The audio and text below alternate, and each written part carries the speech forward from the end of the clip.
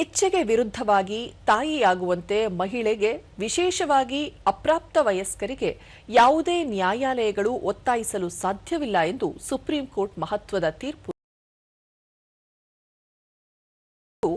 ಉಜ್ವಲ್ ಭುಯಾನ್ ಅವರನ್ನೊಳಗೊಂಡ ನ್ಯಾಯಪೀಠವು 15 ವರ್ಷದ ಬಾಲಕಿಗೆ 7 ತಿಂಗಳ ಗರ್ಭಧಾರಣೆಯನ್ನು ವೈದ್ಯಕೀಯವಾಗಿ ಅಂತ್ಯಗೊಳಿಸಲು ಅನುಮತಿ ನೀಡಿದೆ. ಮಹಿಳೆಯ ಸಂತಾನೋತ್ಪತ್ತಿ ಸ್ವಾಯತ್ತತೆಗೆ ಹೆಚ್ಚಿನ ಆದ್ಯತೆ ನೀಡಬೇಕು ಎಂದು ನ್ಯಾಯಪೀಠ ಒತ್ತಿ ಹೇಳಿದೆ. ಸಂವಿಧಾನದ 21ನೇ ವಿಧಿಯ ಅಡಿಯಲ್ಲಿ ಒಬ್ಬರ ದೇಹಕ್ಕೆ ಸಂಬಂಧಿಸಿದಂತೆ ವಿಶೇಷವಾಗಿ ಸಂತಾನೋತ್ಪತ್ತಿ ವಿಷಯಗಳಲ್ಲಿ ನಿರ್ಧಾರಗಳನ್ನು ತೆಗೆದುಕೊಳ್ಳುವ ಹಕ್ಕು ವ್ಯಕ್ತಿಗತ ಸ್ವಾತಂತ್ರ್ಯ ಹಾಗೂ ಗೌಪ್ಯತೆಯ ಅವಿಭಾಜ್ಯ ಅಂಗವಾಗಿದೆ ಎಂದು ನ್ಯಾಯಾಲಯ ಹೇಳಿದೆ. ಅಪ್ರಾಪ್ತ ಬಾಲಕಿಯ ಅನಗತ್ಯ ಗರ್ಭಧಾರಣೆಯನ್ನು ಮುಂದುವರೆಸಲು ಒತ್ತಾಯಿಸುವುದು ಆಕೆಯ ಸಾಂವಿಧಾನಿಕ ಹಕ್ಕುಗಳನ್ನು ಉಲ್ಲಂಘಿಸುತ್ತದೆ ಮತ್ತು ಗಂಭೀರ ಮಾನಸಿಕ, ಭಾವನಾತ್ಮಕ ಹಾಗೂ ದೈಹಿಕ ಆಘಾತಕ್ಕೆ ಕಾರಣವಾಗಬಹುದು ಎಂದು ಕೋರ್ಟ್ ಹೇಳಿದೆ.